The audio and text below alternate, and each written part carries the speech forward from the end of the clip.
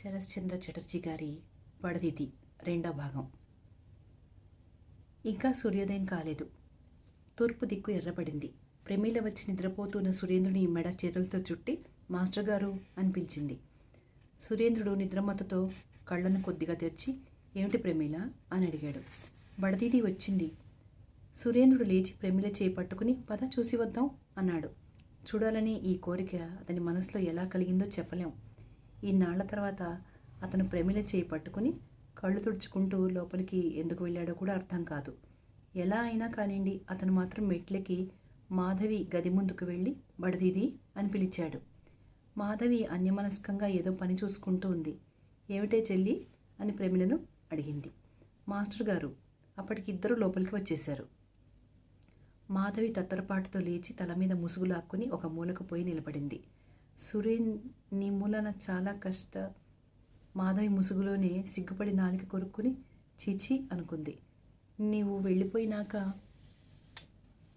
Pramila master గారిని బయటికి పొమ్మని చెప్పు అన్నది మెల్లగా. ప్రమీల చిన్నది అయినప్పటికీ కూడా చేసింది మంచి పని కాదని అక్కయ్య ప్రవర్తనను బట్టి గ్రహించి పదండి మాస్టర్ గారు అన్నది. సురేంద్రుడు కాసేపు అప్రతిభుడై అలాగే నిలబడి తర్వాత పద అని అన్నాడు. ఎక్కువ మాట్లాడడం అతనికి చేత కాదు. ఎక్కువ చెప్పాలని కూడా లేదు అతనికి. పగలంతా మేఘాలు సూర్యుని కమ్మి ఉంటే అందరూ అతన్నే చూడాలని ఎందుకు అనుకుంటారో, ఒక క్షణం కూడా సూర్యుని మనం చూడకూడదని, చూస్తే ఉన్న ప్రథమ సూర్యోదయాన్ని సురేంద్రుడు కూడా మహా ఆనందంతో చూడబోయాడు. దాని పరిణామాన్ని గురించి అతను ఆలోచించనే లేదు. ఆనాటి నుండి అతనికి కొంచెం ఆదరం తగ్గింది. మాధవి కొంచెం సిగ్గుపడుతూ ఉండేది. బిందు ఒకనాడు ఈ ప్రసంగం ఎత్తి మాధవిని కాస్త గేలి కూడా చేసింది. సురేంద్రుడు చాలా చిన్నబోయాడు. బడదీది అసీమ భండారం ససీమమైందని కూడా గ్రహించాడు. సోదరి ప్రేమ ఇప్పుడు ఇతని దాకా రావడం లేదు. కొంచెం దూరం నుంచి తరిగిపోతుంది. ఒకరోజున ప్రమీల నా మీద బడదీదికి కోపంగా ఉంది కదూ అని అడిగాడు. ఎందుకు? మీరు ఇంట్లోకి అలా ఎందుకు వెళ్ళారు? పోకూడదు కదూ? పోవచ్చా మరి? అక్కయ్యకు చాలా కోపంగా ఉంది. సురేన్ పుస్తకం మూసేసి అదే అని అనుకున్నాడు. ఒకనాటి మధ్యాహ్నం జోరున వర్షం కురుస్తుంది. బ్రజబాబు 2 రోజుల నుంచి ఇక్కడ లేరు. జమీందారీ చూడ్డానికి వెళ్ళాడు. మాధవికి చేతిలో పని లేదు. ప్రమీల చాలా గోల చేస్తూ ఉంది. మాధవి ప్రమీలను పిలిచి నీ పుస్తకాలు తీసుకురా, ఏం చదువుతున్నావు ఒక మాట చూస్తాను అని అన్నది. ప్రమీల కొయ్యబారిపోయింది. మాధవి మళ్ళీ తీసుకురా అని గద్దించింది. రాత్రికి తెస్తానక్కయ్య. కాదు, ఇప్పుడే తీసుకురా. చాలా అయిష్టంతో ప్రమీల పుస్తకాలు తీసుకొచ్చి మాస్టర్ గారు చదువు చెప్పటలేదు, ఎప్పుడు వారే చదువుకుంటారు అని అన్నది. మాధవి కొన్ని ప్రశ్నలు అడిగింది. సమాధానాలు లేవు. మాస్టర్ గారు చదువు చెప్పని మాట నిజమే అని గ్రహించింది.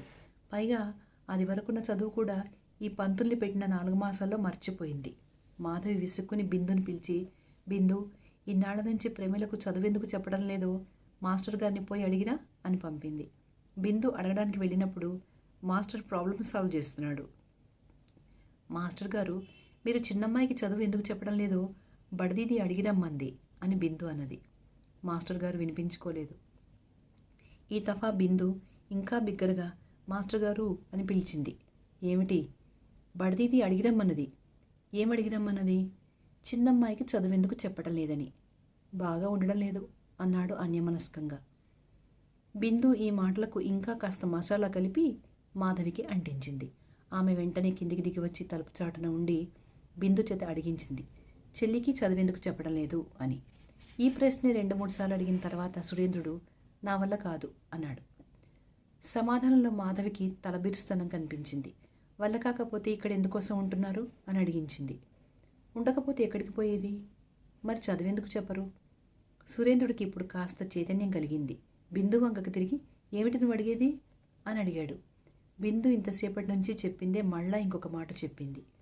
రోజు చదువుకుంటోందిగా అన్నాడు సురేంద్రుడు. చదువుకుంటుంది, కానీ మీరెందుకు చెప్పడం లేదు? నాకు తీరికే లేదు. మరి ఇంట్లో ఎందుకుంటున్నారు? సురేంద్రుడు కూడా ఈ సంగతి ఆలోచిస్తున్నాడు. మీరిక చదువు చెప్పరా? చదువు చెప్పడం అంటే నాకు బాగుండదు.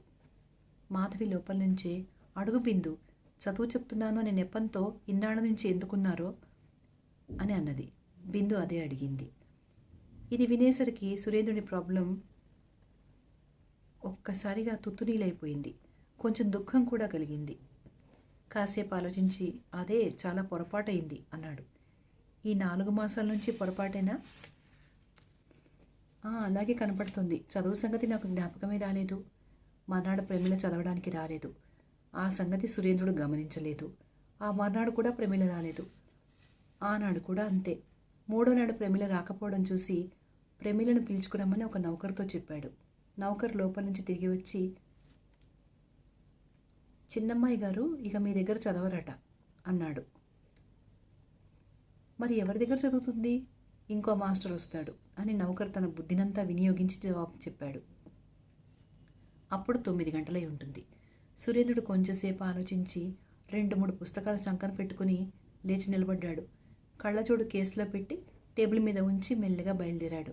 మాస్టర్ గారు, ఈ వేళప్పుడు ఎక్కడికండి పోతున్నారు అని నౌకరు అడిగాడు. బడదీతితో చెప్పు నేను పోతున్నానని. మళ్ళీ రారా? సురేంద్రుడు ఈ మాట వినలేదు. జవాబు ఇవ్వకుండా తలవాకిలి దాటి వెళ్ళిపోయాడు. మాస్టర్ గారు వెళ్ళిపోయారని చెప్పాడు. ఎక్కడికి వెళ్ళిపోయారు అన్నది మాధవి. ఆ సంగతి తెలీదు. 9 గంటలకు వెళ్ళిపోయారు. పోయేటప్పుడు నేను వెళుతున్నానని బడదీతితో చెప్పు అని వెళ్ళిపోయారు. అదేమిట్రా, భోంచేయకుండానే వెళ్ళిపోయారా అని కొంచెం ఉద్రేకంతో అడిగింది. తర్వాత ఆమె సురేంద్రుడి గదిలోకి వచ్చి చూసింది. వస్తువులు ఎక్కడివక్కడే ఉన్నాయి. కళ్ళజోడు కూడా టేబుల్ మీద ఉంది. కొన్ని పుస్తకాలు మాత్రం లేవు. పొద్దుకుంకింది. సురేంద్రుడు రాలేదు.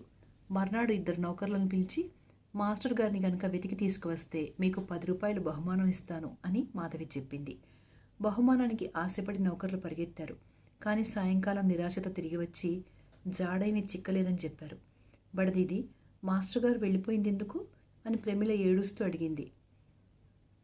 మాధవి ప్రమిళను మాకు బయటికి పో అని అవతలకు పంపింది. 2-3 రోజులు గడిచాయి. రోజులు గడిచిన కొద్దీ మాధవి ఉద్విగ్నత కూడా హెచ్చింది. బడదీది, అతని కోసం ఎందుకింత వెతకటం? కలకత్తాలో ఇక మాస్టర్లే దొరకరా అన్నది ఒకనాడు బిందు. పో అవతలికి పో. చేతిలో దమ్మిడి లేకుండా ఇల్లు వదిలి పెట్టిపోతే నువ్వు అతని కోసం ఎందుకింత వెతకడం అంటావా అని మాధవి చాలా కోపంతో అన్నది. అతని దగ్గర దమ్మిడి కూడా లేదని నీకెట్లా తెలుసు? ఆ సంగతి నాకు తెలుసు. కానీ నీకు ఈ అనవసర ప్రసంగం అంతా ఎందుకు? బిందు మాట్లాడకుండా వెళ్ళిపోయింది. వారం రోజులు గడిచాయి. కానీ సురేంద్రుడు తిరిగి రాలేదు. మాధవి ఒక విధంగా అన్నపానాదులు వదిలేసింది. సురేంద్రుడు ఉపవాసాలు చేస్తున్నాడు అని ఆమె అనుకునేది. ఇంట్లో వస్తువే అడిగి తినలేనివాడు ఇతరులను యాచించగలడా? సురేంద్రుడి దగ్గర కొని తినేటందుకు డబ్బు, బిచ్చమెట్టి ఎత్తేందుకు తెలివితేటలు లేవని ఆమెకు పెద్ద నమ్మకం. పోతే అతను అసహాయ స్థితిలో ఏదైనా ఫుట్పాత్ మీద కూర్చుని చిన్న పిల్లాడి వలె ఏడుస్తూనైనా ఉండాలి, లేదా ఏ చెట్టు కిందైనా పుస్తకాలు తల కింద పెట్టుకుని నిద్రపోతూ అయినా ఉండాలి. బ్రజబాబు ఇంటికి తిరిగి వచ్చాక ఈ సంగతంతా విని, చేసింది మంచి పని కాదు తల్లి అని తన అభిప్రాయాన్ని వ్యక్తపరిచాడు. మాధవి చాలా కష్టంతో కన్నీరు ఆపుకుంది. ఇటు సురేంద్రుడు ఊరికే రోడ్ల వెంట తిరుగుతూ ఉన్నాడు. 3 రోజుల నుంచి ఏమీ తినలేదు. పైపు నీళ్లకు పైసా ఇవ్వక్కర్లేదు. ఆకలైనప్పుడల్లా అవే కడుపు నిండా తాగేవాడు. ఒకనాటి రాత్రి అలసిన దేహంతో కాళీఘాట్కు పోతున్నాడు. అక్కడ భోజనం దొరుకుతుందని ఎవరో చెప్పారు. చీకటి రాత్రి, పైగా మేఘాలు దట్టంగా కమ్మి ఉన్నాయి. చౌరంగి దగ్గర మలుపు తిరుగుతూ ఉండగా ఒక గుర్రపు బగ్గీ వచ్చి అతని మీద పడింది. సైసు గుర్రాలను ఏదో విధంగా ఆపాడు. సురేంద్రుడికి ప్రాణం పోలేదు. కానీ గుండె మీద పక్కటెముకల్లో పెద్ద దెబ్బ తగిలింది. స్పృహ తప్పి పడిపోయాడు. పోలీసు అతన్ని బండికిచ్చి ఆసుపత్రిలో చేర్చాడు. 3-4 రోజుల చైతన్యం లేకుండా ఉన్నాడు. అలాగే 4వ నాటి రాత్రి కళ్ళు తెరిచి బడదీది అన్నాడు. ఇవాళ నైట్ డ్యూటీ ఒక కాలేజీ కుర్రవాడు. మాట వినగానే దగ్గరికి వచ్చి నిలబడ్డాడు. సురేంద్రుడు మళ్ళీ బడదీది అన్నాడు. ఆ వేళ నైట్ డ్యూటీ ఒక కాలేజీ కుర్రవాడు, రేపు ఉదయం వస్తుంది అన్నాడు స్టూడెంట్. మర్నాడు సురేంద్రుడు ఇంకా తెలివిగా ఉన్నాడు. కానీ బడదీది పేరు ఎత్తలేదు. ఆ వేళ పగలంతా జ్వరంతో బాధపడి సాయంత్రం ఒకరిని, నేను ఆసుపత్రిలో ఉన్నానా అని అడిగాడు. ఎందుకు? బండి కింద పడ్డారు. బతుకుతానని ఆశ ఉందా? తప్పకుండా. మర్నాడు మొదటి విద్యార్థి సురేంద్రుడి దగ్గరికి వచ్చి, ఇక్కడెవరన్నా చుట్టాలున్నారా అని అడిగాడు. ఎవరూ లేరు.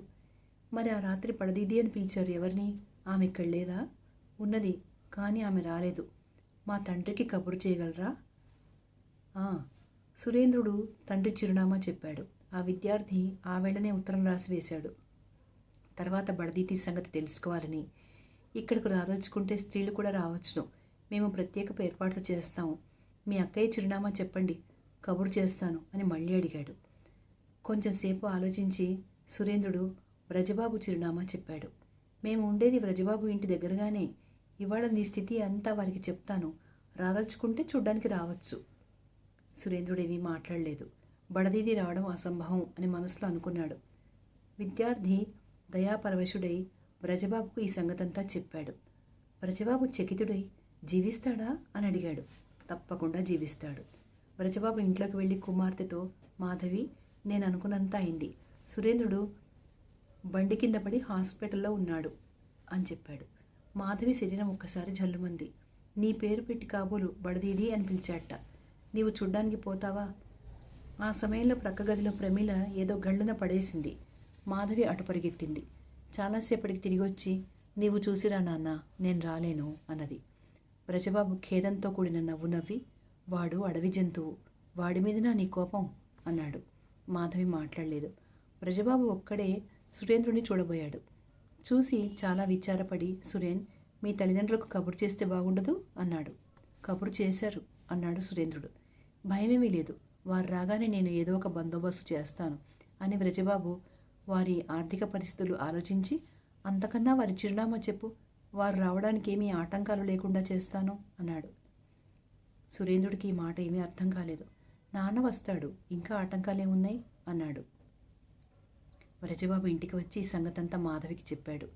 అప్పటి నుంచి సురేంద్రుని చూడ్డానికి రోజుకు ఒక్క మాటైనా పోతూ ఉండేవాడు. అతని మీద వ్రజబాబుకు ప్రేమ కూడా జనించింది. ఒక రోజున ఆసుపత్రి నుంచి తిరిగి వచ్చి, మాధవి, నువ్వు చెప్పింది నిజమే, సురేంద్రుడి తండ్రి ధనవంతుడు అని అన్నాడు. ఎలా తెలిసింది అని మాధవి ఉత్సుకతో అడిగింది. వాళ్ళ తండ్రి పెద్ద వకీలు, నిన్న రాత్రి వచ్చాడు. మాధవి మౌనం వహించింది. సురేంద్రుడు ఇంటి నుంచి పారిపోయి వచ్చాడు. ఎందుకు అన్నది మాధవి. వాళ్ళ తండ్రితో ఇవాళ మాట్లాడాను, ఆయనే ఇదంతా చెప్పాడు. సురేంద్రుడు ఏడే అలహాబాద్ విశ్వవిద్యాలయంలోకెల్లా ఫస్టున ఎంఏ పాస్ అయ్యాట. విదేశాలకు పోవాలంటే కుర్రవాడు అన్యమనస్కుడు అని పంపలేదట. అందువల్ల అలిగి పారిపోయి వచ్చాడు. పంపకపోవడం కూడా మంచిదే అయింది, ఇంటికి తీసుకుపోతాట. నిశ్వాసం బిగపట్టి పొర్లి వచ్చే కన్నింటిని ఆపుకుని, అదే మంచిది అన్నది మాధవి. సురేంద్రుడు వెళ్ళిపోయి 6 మాసాలైంది. ఈ మధ్య ఒక మాట మాత్రమే మాధవి మనోరమకు ఉత్తరం రాసింది, మళ్ళీ వ్రాయలేదు. దసరా పండగకు మనోరమ తండ్రి గారింటికి వచ్చినప్పుడు మాధవి దగ్గరికి వచ్చి, ఏది నీ కోతిని చూపించు అని పట్టుబట్టి కూర్చుంది. మాధవి నవ్వి, కోతి ఎక్కడ దొరుకుతుందే అన్నది. నువ్వు పెంచావుగా ఎప్పుడు? మనోరమ నవ్వు ఆపుకుని, అప్పుడే మర్చిపోయావా, అతను నిన్ను తప్ప ఇంకెవ్వరిని ఎరగడు కదూ అన్నది. మాధవి ఇది చాలాసేపటికి కానీ గ్రహించలేదు. గ్రహించిన విధంగానే ఆమె మొహం కూడా క్రమంగా వివరణమైంది.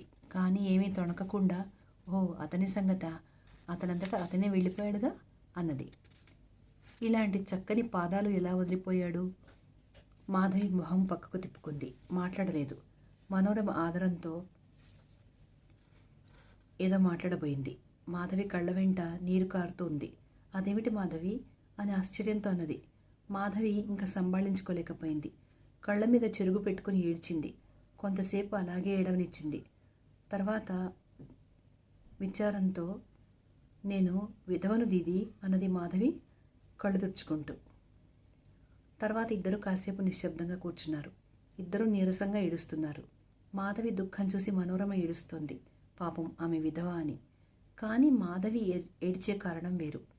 తనను అర్థం చేసుకోకుండా, అతడు నిన్ను తప్ప ఇంకెవరిని ఎరగడు కదూ అని సరసమాడిందని. ఈ మాట సత్యమని ఆమెకు తెలుసు. కానీ చేసిన పని మంచిది కాదు అన్నది మనోరమ చాలాసేపు ఉన్నాక. ఏ పని? అది కూడా చెప్పాలా చెల్లి, నేనంతా గ్రహించాను. ఈ 6 మాసాల నుంచి ఏ విషయాన్నైతే మాధవి ప్రాణప్రదంగా దాచుకువస్తున్నదో దాన్ని మనోరమ దగ్గర దాచలేకపోయింది. పసిపిల్ల వలె ఏడవనారంభించింది. కాదని వెళ్ళిందెందుకు? నేనే వెళ్ళిపోమ్మన్నాను. మంచి పని చేసావు, బుద్ధిమంతురాలివి. మనోరమ ఏమీ గ్రహించలేదని మాధవి తెలుసుకుంది. అందుకని సంగతులన్నీ ఒక్కొక్కటిగా చెప్పి, కానీ అతను బ్రతక్కపోతే నాకు పిచ్చెక్కేదనుకుంటాను అంది. ఇప్పుడు అంతకంటే ఏం తొరుగు అని మనోరమ మనసులో అనుకుంది. ఆ రోజున మనోరమ చాలా విచారంతో ఇంటికి తిరిగి వచ్చింది. ఆ రాత్రే కలం కాగితం తీసుకుని భర్తకు జాబు వ్రాసింది. స్త్రీలను విశ్వసించకూడదు అని మీరు చెప్పిన మాటలు యథార్థం. ఇవాళ నేను కూడా అదే చెప్తున్నాను. ఎందుకంటే మాధవి నాకు నేర్పింది. నేను ఆమెను బాల్యం నుంచి ఎరుగుదును. ఆమె మీద తప్పు వేయాలనే కోరిక నాకు సుతరాము లేదు. ఈ తప్పంతా స్త్రీ జాతి మీద వేస్తున్నాను, విధాత మీద వేస్తున్నాను. అతగాడు ఇంత కోమలమైన జలం వంటి ద్రవపదార్థంతో నారీ హృదయాన్ని ఎందుకు సృష్టించాడు? ఇంత ప్రేమను చేర్చి ఈ హృదయాన్ని ఎందుకు పోతపోశాడు? ఈ హృదయాన్ని ఇంకా కొంచెం కఠినంగా నిర్మించమని అతగాడిని ప్రార్థిస్తున్నాను. ఇక మిమ్మల్ని ప్రార్థించేది ఏమిటంటే మీ పాదాల మీద తలపెట్టి మీ ముఖం వంక చూస్తూ చనిపోమ్మని, అలాంటి చావు నాకు ప్రసాదించమని. మాధవిని చూస్తే నాకు భయం వేస్తోంది. ఆమె నా అబాల్య విశ్వాసాలను అన్నిటినీ తారుమారు చేసింది. నన్ను కూడా మీరు ఎక్కువగానే విశ్వసించవద్దు. త్వరగా వచ్చి తీసుకుపోండి. ఆమె భర్త ఇలా జవాబు రాశాడు. రూపమున్నవారు చూపెడతారు, గుణాలున్నవాళ్ళు వెల్లడిస్తారు. హృదయంలో ప్రేమ ఉన్నవారే ప్రేమించడం ఎరుగుదురు, ప్రేమిస్తారు కూడా. మాధవీలత రసాల వృక్షాన్ని ఆశ్రయించడం ప్రపంచ ధర్మం. దానికి నీవు నేను ఏం చేయగలం? నేను నిన్ను బాగా విశ్వసిస్తున్నాను. అందుకోసం నువ్వేమీ చింతపడవద్దు. మనోరమ ఆ ఉత్తరం చూసి మనసులోనే భర్త పాదాలను ఉద్దేశించి నమస్కరించింది. తర్వాత మళ్ళీ ఉత్తరం రాసింది. మాధవి మందభాగిని, విధవలు చేయకూడని పని చేసింది. ఉత్తరం చదువుకుని మనోరమ భర్త లోపల నవ్వుకుని కౌతుకంగా జవాబు రాశాడు. మాధవి మందభాగిని, అందుకు సందేహం లేదు. కారణం, విధవ అయి కూడా మనసులో ఇంకొకరిని ప్రేమించింది. మీ సధవల హక్కుల్లో జోక్యం కలిగించుకుంటున్నది. నీవు కోపగించుకోవాల్సిన విషయమే. నేను బ్రతికి ఉన్నంతకాలం నీకే చింత లేదు. నీకున్న సదుపాయాలేవీ వదులుకోవద్దు. ఈ సమయంలోనే తీరిగ్గా ఇంకొకరిని ప్రేమించు. కానీ మనోరమ, నీవు నాకేమీ ఆశ్చర్యం కలిగించలేదంటే నమ్ము. ఒకచోట నేను ఒక లతను చూశాను. అది 1 మైలు దూరం భూమి మీదకి పాకి చివరకు ఒక చెట్టును ఆధారం చేసుకుని పైకెక్కింది. ఇప్పుడు దానికి ఎన్నో ఆకులు, ఎన్నో పువ్వులు. నువ్వు ఇక్కడికి రాగానే మన ఇద్దరం పోయి ఒక మాట చూసి వద్దాం. మనోరమ కోపంతో జవాబు ఇవ్వలేదు. మాధవి ముఖం కొంచెం వాడిపోయింది. ఎల్లప్పుడూ సంతోషంగా ఉండే ముఖం కొంచెం గంభీరమైంది. పనిపాటలో ఒక క్రమ పద్ధతి లేదు. అశ్రద్ధ హెచ్చింది. ఆమె పూర్వం వలనే అందరి మీద ఆత్మీయత చూపిస్తున్నది. నిజం చెప్పాల్సి వస్తే ఇంకా కొంచెం పెంచింది కూడా. కానీ ప్రతి విషయం పూర్వం మాదిరిగా జ్ఞాపకం ఉండడలేదు. మధ్య మధ్య మరుపు కూడా ఉండేది. ఇప్పుడు కూడా ఆమెను అందరూ బడదీది అనే అంటున్నారు. ఇప్పుడు కూడా అందరూ ఆ కల్పతరువు వంకే చూస్తున్నారు, చేజాస్తున్నారు, అభిష్ట ఫలం పొందుతున్నారు. కానీ ఆ చెట్టు వెనుకటి మాదిరి తేజోవంతంగా లేదు. కాస్త ప్రపంచానుభవం గల వృద్ధులు ఆ చెట్టు ఎండిపోతుందేమో అని కూడా అప్పుడప్పుడు సందేహించేవారు. మనోరమ రోజూ వస్తూనే ఉంది. ఇతర విషయాలు అనేకం మాట్లాడేవారు, కానీ ఈ విషయం తలపెట్టేవారే కాదు. ఈ విషయం ఎత్తితే మాధవికి కష్టంగా ఉంటుందని మనోరమకు తెలుసు. అందుచేత ఈ విషయాన్ని కదిలించకుండా ఉండడమే మంచిది అని ఆమె భావించేది. మందభాగిని ఈ విషయం ఎంత త్వరగా మర్చిపోతే ఆమెకంత శ్రేయస్కరం అని మనోరమ తలిచేది. సురేంద్రుడు ఆరోగ్యవంతుడై తండ్రి వెంట ఇంటికి వెళ్ళాడు. ఇప్పుడు మారుతల్లి అతని మీద వెనుకటి మాదిరిగా శ్రద్ధ తీసుకోవడం లేదు. అందుచేత సురేంద్రుడి శరీరం కూడా కొంచెం స్వస్థత చెందింది, కానీ పూర్తిగా నయం కాలేదు. ఇంకా గుండెల నొప్పి ఉంది. రూప యవ్వన పిపాసులు ఇంకా అతని మనసులో అంకురించలేదు. వాటిని గురించి అతను ఆలోచించేవాడే కాదు. పూర్వం మాదిరి ఇప్పుడు కూడా అన్యమనస్కుడు. కానీ తాను ఆధారపడవలసిన వ్యక్తిని ఇంకా అతను వెతుక్కోలేదు. వెతికినంతలో దొరకనూ లేదు. దొరకలేదని అతను తన పనులు తాను చూసుకుంటున్నాడా అంటే అదీ లేదు. అప్పుడు కూడా ఇతరుల వంకనే చూస్తూ ఉంటాడు. కానీ వెనకటికి ఇప్పటికి తేడా ఏమిటంటే ఇప్పుడు ప్రతి పనిలో అతను లోపాలు కనిపెడుతూ ఉన్నాడు, గొణుక్కుంటూ ఉన్నాడు. ఇది చూసి సురో ఇప్పుడు చాలా మారిపోయాడు అని మారుతల్లి అంటూ ఉండేది. ఈ మధ్య ఒకనాడు తనకి జ్వరం వచ్చింది. చాలా బాధపడ్డాడు. కళ్ళ వెంట నీరు కూడా కార్చాడు. మారుతల్లి పక్కనే కూర్చునుంది. ఇంతకాలానికి ఆమె సురేంద్రుడిలో మార్పు చూసింది. ఆమె కళ్ళలో కూడా నీరు తిరిగింది. చాలా ఆదరంతో సురేంద్రుడి కళ్ళు తుడిచి, సురో, ఎందుకు నాయనా అన్నది. సురేంద్రుడు మాట్లాడలేదు. ఒక పోస్టు కార్డు తీసుకుని వంకర టింకర అక్షరాలతో, బడదీది, నాకు జ్వరం వచ్చింది, చాలా బాధగా ఉంది అని వ్రాశాడు. కానీ కార్డు తపాలా పెట్టెలో పడలేదు. ముందు పక్క మీద నుంచి టేబుల్ మీదకి పోయింది. తర్వాత ఇల్లు ఊడ్చేవాడు అల్బకరా విత్తనాలు, బిస్కెట్ ముక్కలు, ద్రాక్ష తొక్కలతో పాటు ఆ ఉత్తరాన్ని కూడా కలిపి తుక్కుపోగులో పారేశాడు. సురేంద్రుడి ప్రాణప్రదమైన కోరిక ఎండకు ఎండి, మంచుకు తడిసి, దుమ్ము కొట్టుకుని, గాలికి ఎగిరి ఒక రావి చెట్టు కింద పోయి పడింది. కొన్నాళ్ళు సురేంద్రుడు జవాబు వస్తుందనే ఆశతో ఎదురుచూశాడు. కానీ ఎన్నాళ్ళు గడిచినా జవాబు రాలేదు. నెమ్మదిగా అతని జ్వరం తగ్గింది. లేచి తిరుగుతున్నాడు. తర్వాత కొంతకాలానికి అతని జీవితంలో కొత్త ఘటన ఘటిల్లింది. నూతనమైన, స్వాభావికమైనదే. సురేంద్రుడి తండ్రికి ఇది మొదటి నుంచి తెలుసు. చాలా జరుగుతుందని ఆయన ఆశించున్నాడు. సురేంద్రుడి మాతామహుడు పాబనా జిల్లాలో ఒక మధ్యరకం జమీందారు. 20-25 గ్రామాలున్నాయి. సంవత్సరానికి 50,000 రూపాయల దాకా ఆదాయం వస్తుంది. అతనికి కొడుకులు లేరు. ఖర్చు కూడా తక్కువ. పైగా అతను కృపణుడు అని ప్రసిద్ధి. అందుచేతనే తన దీర్ఘ జీవిత కాలంలో చాలా డబ్బు నిల్వ చేసిపోయాడు. అతని ఆస్తికి దౌహితుడగు సురేంద్రుడే వారసుడవుతాడని సురేంద్రుడి తండ్రికి తెలుసు. జరిగింది కూడా అంతే. మామగారు మరణశయ్య మీద ఉన్నారని కబురు వచ్చింది. తక్షణం సురేంద్రుడి తండ్రి కొడుకును వెంట పెట్టుకుని పాబనా బయలుదేరాడు. కానీ అక్కడ చేరకముందే మామగారు ఈ లోకం వదిలిపెట్టారు. శ్రాద్ధం మహా గొప్పగా చేశారు. అసలు చనిపోయిన జమీందారే కఠినుడు. పైన ఈ వకీల్ గారి బందోబస్తుకు ప్రజలు హడలెత్తిపోయారు. ఇక సురేంద్రుడికి వివాహం చేయడం అవసరం. సంబంధాలు కుదిర్చే వారి రాకపోకలతో ఊరంతా అలజడిగా ఉంది. 50 కోసుల మధ్య ఎక్కడ కాస్త మంచి పిల్ల ఉన్నదన్నా ఈ దండు వారింటి మీద పోయి పడేది. రకరకాల ఆశలు చూపెట్టేది. ఇలా 4-5 మాసాలు గడిచాయి. చివరకు మారుతల్లి వచ్చింది. చుట్టుపక్కల అందరూ వచ్చారు. బంధుమిత్రులతో ఇల్లు కిటకిటలాడుతోంది. తర్వాత ఒకనాటి ఉదయం సన్నాయి, నౌబత్ ఖానా, దండోళ్ళు, రామ్డోళ్ళు, బాకాలతో మామగారి గ్రామం అంతా దద్దరిలా చేసి సురేంద్రుడు వివాహం చేసుకుని స్వగ్రామం తిరిగి వచ్చాడు. దాదాపు 5-6 సంవత్సరాలు గడిచిపోయాయి. సురేంద్రుడి తండ్రి ఈ లోకంలో లేడు. సురేంద్రుడి మారుతల్లి భర్త ఇచ్చిన సంపద తీసుకుని కన్నవారింట ఉంటూ ఉంది. సురేంద్రుడికి ఇప్పుడు ప్రఖ్యాతి ఎంతో, అపఖ్యాతి అంత. ఇటువంటి మిత్రవత్సలుడు, అమాయకుడు, స్నేహితులను పోషించే జమీందారు ఇంకొకరు లేరు అని ఒక ముఠావారు చెప్తున్నారు. రెండో ముఠావారు ఇటువంటి అత్యాచారి, ప్రజలను పీడించే జమీందారు ఈ ప్రాంతాల్లో ఎప్పుడు పుట్టలేదని అంటున్నారు. నాకు తెలిసినంత వరకు ఇవి రెండు సత్యం. మొదటిది సురేంద్రుని పక్షాన, రెండోది అతని మేనమామ అతని మేనేజరు మధురబాబు పట్ల. సురేంద్రుని బయట ఖానాలో చాలామంది మిత్రులు కూడుతూ ఉంటారు. తాంబూలము, తంబాకు, మద్య మాంసాల కోసం వారు వెతకవలసిన అవసరం అలా ఉంచండి. అడగవలసిన పని కూడా లేదు. వాటంతటా అవే వచ్చేవి. మేనేజర్ మధురబాబుకి ఇవంటే చాలా ఇష్టం. ఖర్చు పెట్టడంలో మహాభారీ చెయ్యి. కానీ వీటి కోసం జమీందారును నష్టపెట్టేవాడు కాదు. శాసించడం ఎలాగో వీరికి తెలుసు. కాబట్టి ప్రజలే ఈ ఖర్చులు భరిస్తూ ఉండేవారు. మధురబాబు ఒక పైసా కూడా పన్ను బకాయి ఉండనిచ్చేవాడు కాదు. అవసరమైతే ఇల్లు తగలవేయించో, పొలం అమ్మించో, కచేరీ గదిలో పెట్టి తాళం వేసో వసూలు చేసేవాడు. ఇలాంటి పనులంటే అతనికి మహా సరదా. ప్రజల హాహాకారాలు అప్పుడప్పుడు శాంతి చెవులు పడుతూ ఉండేవి. ఆమె భర్తను, మీరు స్వయంగా జమీందారీ వ్యవహారాలు చూడకపోతే ప్రజలు నాశనమైపోతారు అని హెచ్చరిస్తూ ఉండేది. సురేంద్రుడు నిద్ర నుంచి మేల్కొన్న వాడి వలె అదే ఇదంతా నిజమేనా అనేవాడు. నిజం కాదు, దేశమంతా మిమ్మల్ని తిడుతున్నారు. మీ చెవుల దాకా మాత్రం రావడం లేదు. 24 గంటలు స్నేహితులతో కూర్చుంటే ఇవి మీకెట్లా వినపడతాయి? ఇలాంటి మేనేజర్ మనకు అవసరం లేదు, వెళ్ళగొట్టండి.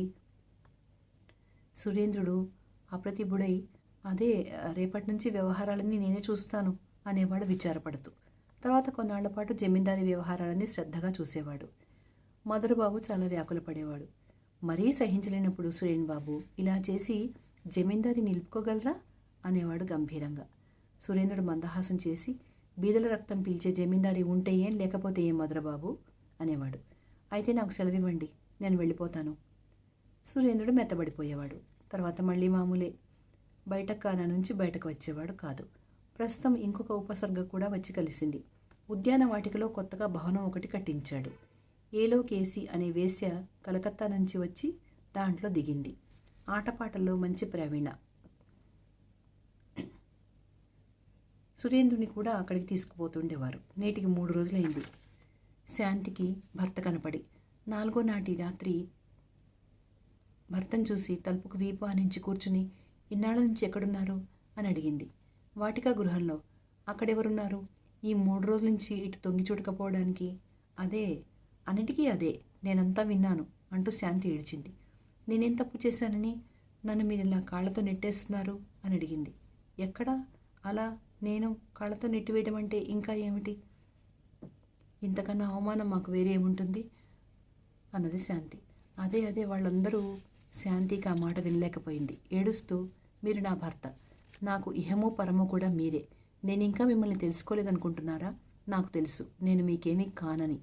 ఒక్కనాడైనా మీ మనసును వశం చేసుకోలేకపోయాను. నా కష్టాలు మీకు ఎప్పుడూ చెప్పలేదు, మీరు దుఃఖపడతారేమోనని అన్నది.